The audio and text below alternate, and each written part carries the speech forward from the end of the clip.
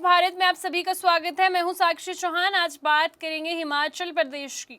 हिमाचल प्रदेश के ऊना जिला से एक ऐसी खबर सामने आई है जिसने पूरे इलाके को झकझोर कर रख दिया है।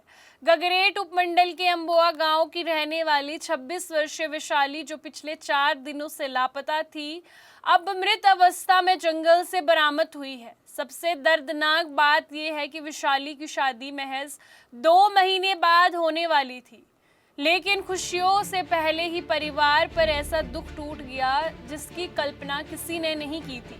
घटनास्थल से मिली हालात कई सवाल खड़े कर रहे हैं। शुरुआती तौर पर मामला आत्महत्या जैसा दिखाई दे रहा था, लेकिन जिस तरह शव बरामद हुआ और घटनास्थल की परिस्थितियां सामने आई है, उसने इस पूरे मामले को और रहस्यमयी बना दिया है।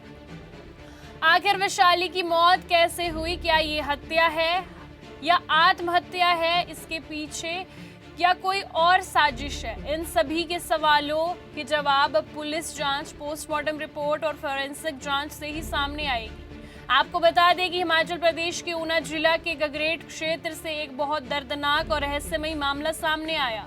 अम्बोआ गांव की रहने वाली 26 वर्षीय वैशाली 19 जुलाई को अपने घर से बाजार जाने की बात कहकर निकली थी, लेकिन उसके बाद वे वापस नहीं लौटी। परिजनों ने पहले अपने स्तर पर काफी तलाशी की, रिश्तेदारों और परिचितों से संपर्क किया, लेकिन जब कोई सुराग नहीं मिला तो पुलिस में गुमशुदगी की रिपोर्ट दर्ज करवाई।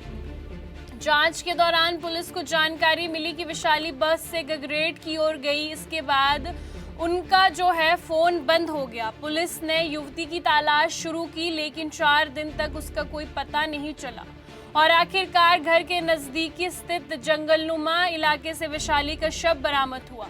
शव मिलने की सूचना के बाद पूरे गांव में शोक और सनसनी फैल गई।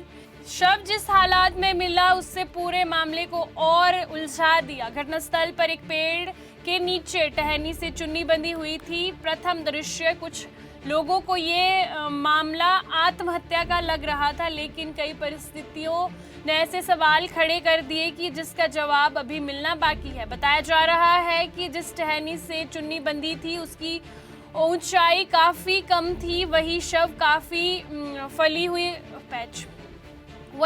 काफी फुली हुई अवस्था में मिला। यही वजह है कि मौत के वास्तविक कारणों को लेकर अभी कोई निष्कर्ष निकलकर सामने नहीं आया है। पुलिस का कहना है कि पोस्टमार्टम रिपोर्ट, फोरेंसिक जांच और घटनास्थल से जुड़े और वैज्ञानिक साक्ष्यों के आधार पर ही मौत की असली वजह स्पष्ट हो सकती है।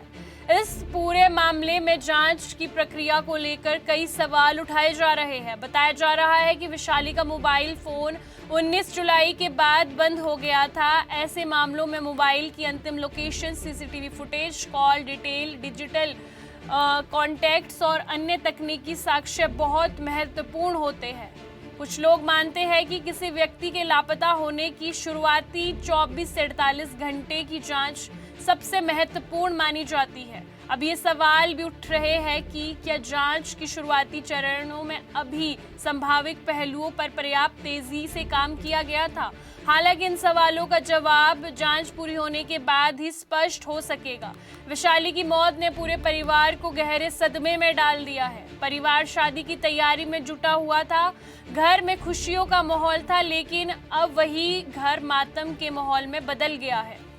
जिस बेटी की कुछ ही हफ्तों बाद विदाई की तैयारी चल रही थी, आज उसी की अंतिम विदाई करनी पड़ रही है। गांव के लोग भी इस घटना से बहुत दुखी है और पूरे मामले की निष्पक्ष जांच की मांग कर रहे हैं।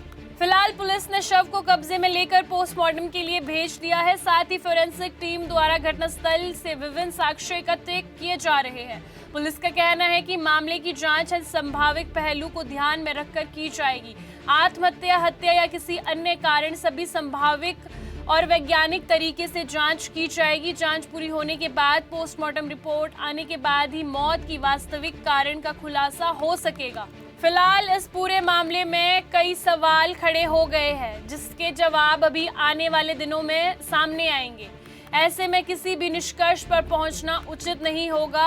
अब सबकी निगाहें पोस्टमार्टम रिपोर्ट, फोरेंसिक जांच और पुलिस की विस्तृत जांच पर टिकी है, जो इस रहस्यमयी मौत की सच्चाई सामने ला सकती है। देखिए 19 ऑफ जुलाई को एक मिसिंग पर्सन एक लेडी का हमारे यहाँ थाने में प्राप्त हुआ। उसके लिए सर्च करने के बाद जो एसओपी है उसके बेसिस पे हमने एफआईआर भी लिया गया था इस पे। और आज सुबह उसकी डेड बॉडी अमोटा के पास जंगल में मिली है। वहाँ पे डीएसपी मौके पे, एसएचओ मौके पे एंड एफएसएल टीम पहुँचने वाली है। फर्दर उनकी जो फैमिली है उनको एसोसिएट किया गया है और टेक्निकल जो डिटेल्स है उसको भी हम खंगाल रहे हैं।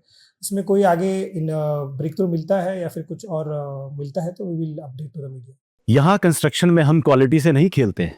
यहाँ पे कंस्ट्रक्शन फील्ड से नहीं प्रिसीजन से हो रही है। तो genesis Heights project RERA approved है, एसबीआई अप्रूव्ड है, कंस्ट्रक्शन फुल स्विंग पे है।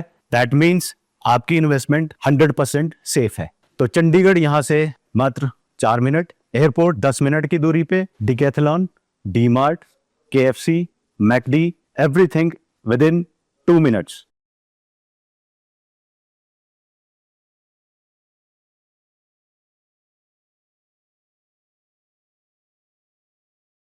हम इस मामले से जुड़ी हर आधिकारिक अपडेट आप तक साझी करते रहा करेंगे। आपको बता दें कि day to day news Bharat निष्पक्ष तरीके से पत्रकारिता करता है।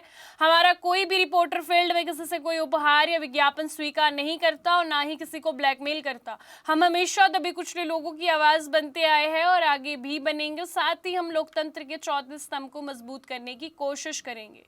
अभी के लिए फिलहाल इतना ही। देश दुनिया की तमाम खबरें जानने के लिए जुड़े रहिए day to day news Bharat के साथ। तब तक के लिए हमारे चैनल को लाइक, शेयर और सब्सक्राइब करना ना भूलें। नमस्कार।